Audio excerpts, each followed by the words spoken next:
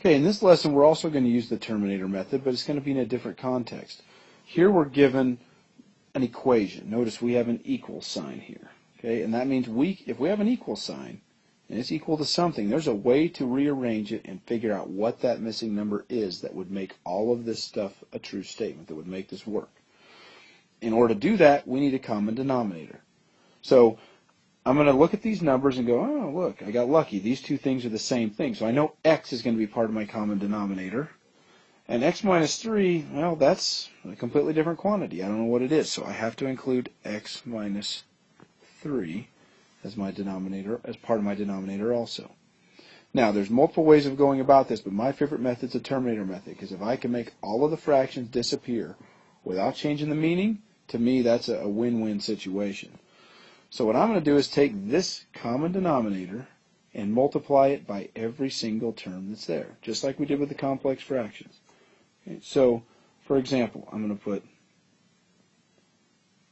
x times x minus 3, x times x minus 3, x times x minus 3. Okay. And now, the reason for doing that, keep in mind, was to terminate the fractions. So let's see what would go away. As long as I multiply everything by the same exact denominator, it doesn't change the meaning. So it looks like here we have an x and an x that go away.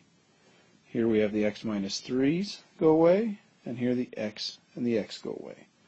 So let's write what we have now. Notice everything here has a denominator 1 on the bottom, so I don't even need to write it as a fraction.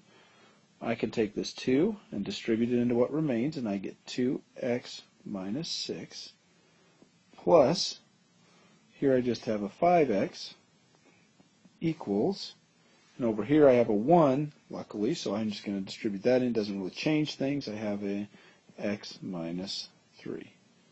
Okay, now I've got a linear equation. This is something we've dealt with a lot. So all I have to do from this point on is, gather some things up and move stuff around and do my normal algebra. So I'm going to notice, first of all, that I've got like terms right here, so that's really 7x minus 6 equals x minus 3. Well, let me add 6 over to this side. So I get 7x equals x plus 3. And then I'm going to, let me write this up here. We'll go over here. 7x equals x plus 3. Well, let me subtract 1x from both sides.